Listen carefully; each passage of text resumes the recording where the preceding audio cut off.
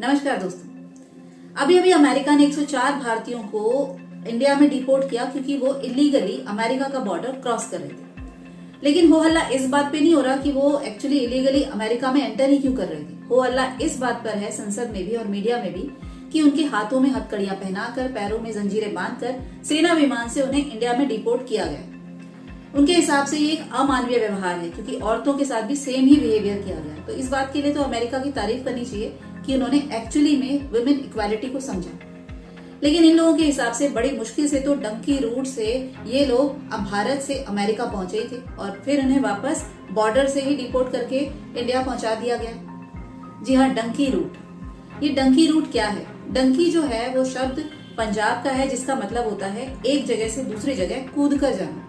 जैसे बचपन में हमारी पतंग कट जाती थी और किसी दूसरे की छत पर जाकर गिर जाती थी और हम किसी तरह कूद कर, फांद कर, टाप कर उस छत तक अपनी पतंग लेने पहुंचते थे और उस घर का जो मालिक होता था वो बवाल काट देता था कि मेरी परमिशन के बिना तुम मेरी छत में आए कैसे, और आपकी अपने पैसों से खरीदी हुई पतंग भी वो आपको नहीं लौटाता था। लेकिन यहाँ तो ऐसा भी नहीं है कि इन भारतीयों की कोई पतंग है जो कि कटकर अमेरिका पहुंच गई और ये उसे लेने वहां पहुंच गए। ये लोग एक्चुअली बॉर्डर क्रॉस करके बिना वीजा, पासपोर्ट या फेक आईडी बनाकर इलीगली उस कंट्री में एंटर करने जा रहे थे। आज हम जानेंगे कि डंकी रूट आखिर है क्या। डंकी रूट एक ऐसा रूट है जिसका यूज करके लोग इलीगली अमेरिका और कनाडा जैसे देशों तक पहुंच जाते हैं। पंजाब के कई गांवों में कई दलाल सक्रिय हैं जो अमेरिका के लोगों की फोटोज और वीडियोस दिखाकर वहां के बेरोजगार लोगों को झांसा देते हैं कि आप भी अगर डंकी रूट से अमेरिका पहुंच जाओगे तो आपकी लाइफ भी ऐसे ही सेट हो जाएगी। बस थोड़े ही पैसे खर्च करने हैं उन लोगों को। और ये थोड़े ही पैसे कितने होते हैं? करीबन 40 से 50 लाख रुपए। जी हाँ, 40 से 50 लाख रुपए ये लोग देते हैं इन दलालों को और ये दलाल इन्हें फेक वीजा, पासपोर्ट बनवा कर अमेरिका तक भिजवा देते हैं। लेकिन ऐसा नहीं है कि इन्होंने सीधा इंडिया से फ्लाइट पकड़ी और पहुंच गए अमेरिका।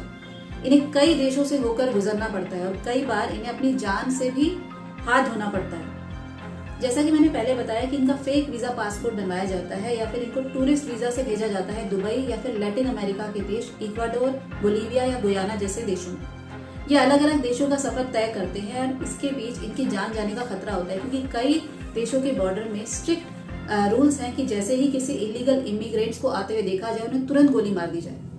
जब ये दूसरे देशों में पहुंचते हैं तो वहां पे सक्रिय हो जाते हैं इलीगल इंटरनेशनल गैंग्स जो इन्हें एक बॉर्डर से दूसरे बॉर्डर क्रॉस कराने के लिए मोटी रकम वसूल करते हैं। अगर आप इन्हें बॉर्डर से पहले इनका हिस्सा दे देते हैं तो आप बॉर्डर क्रॉस कर सकते हैं।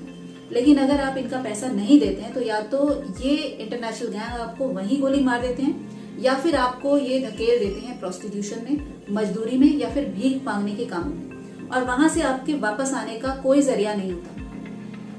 इसके बाद आप किसी तरह जब लैटिन अमेरिका के देशों में पहुंचते हैं तो आपका सफर शुरू होता है मैक्सिको तक का। लेकिन ये सफर इतना आसान नहीं होता क्योंकि इस बीच आपको तय करना होता है डेरियन गैप। ये डेरियन गैप जो है ये बेसिकली कोलंबिया और पनामा के बीच का एक 98 किलोमीटर का स्ट्रेच है।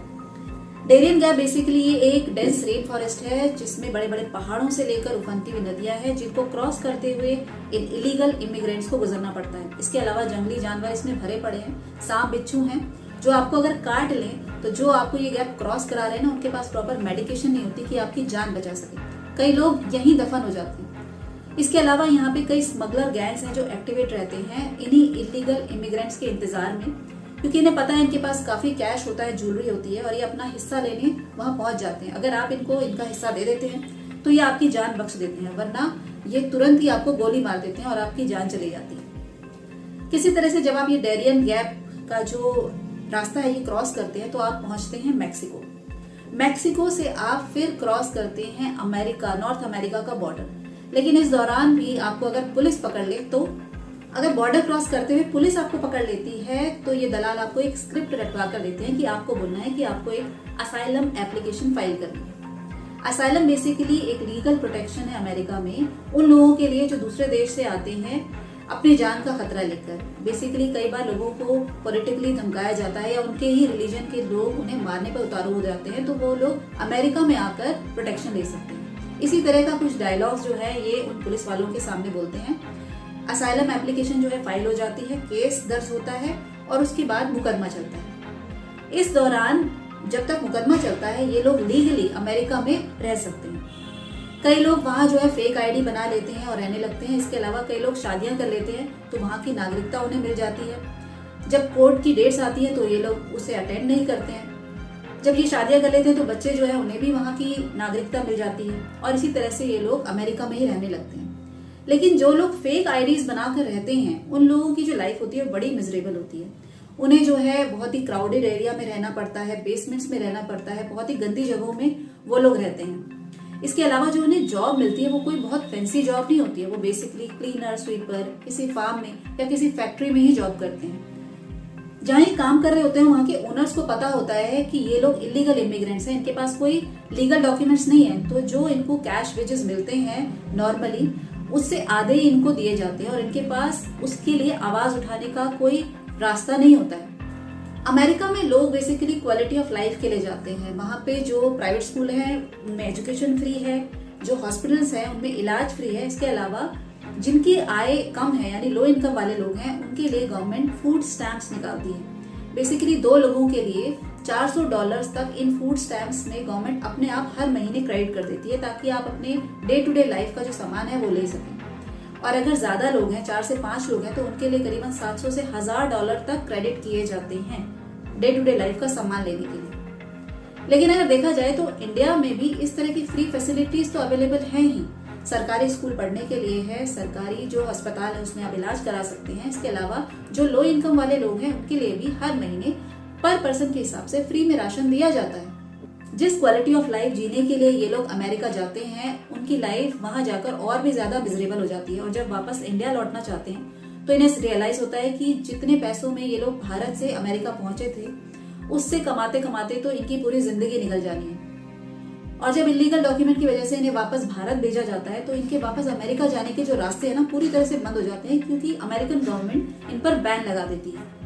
मेरा इस वीडियो को बनाने का मकसद सिर्फ इतना ही है कि जब इन्हें डिपोर्ट किया जाता है तो न केवल ये अपने पूंजी बल्कि अपनी साख भी खो चुके होते हैं। इसके अलावा ये अपने देश का नाम भी बदनाम करते हैं। जब पाकिस्तान या बांग्लादेश जैसे देशों से लोग इलीगली इंडिया में एंटर करते हैं तो हम लोगों को बड़ी मिर्ची लगती है। हम लोग कहते हैं कि अगर ये लोग यहाँ आकर बसने लगे तो हमारा क्या होगा, हमारे रिसोर्सेज जो है हमारे लिए कम पड़ जाएंगी, नौकरियां कैसे पूरी होंगी। यही प्रॉब्लम वहाँ के लोग भी झेलते हैं और इसीलिए गवर्नमेंट जो है उन पर स्ट्रिक्ट एक्शन लेती है और उन्हें वापस इंडिया भेज देती है। लेकिन कई ऐसे देश हैं जहाँ ऐसे लोगों को गोली से उड़ा दिया जाता है। तो ये तो सोचिए, ये बहुत ही मानवीय व्यवहार है जो अमेरिका ने इंडिया के लोगों के साथ किया है। और जितना पैसा ये लोग भारत से अमेरिका जाने में लगाते हैं उतने पैसों में तो ये लोग अच्छा खासा अपना बिजनेस इंडिया में ही कर सकते हैं। जो और जॉब ये लोग अमेरिका में कर रहे हैं वो और जॉब यहाँ भी कर सकते हैं। आई होप आपको मेरा ये वीडियो पसंद आया होगा। धन्यवाद।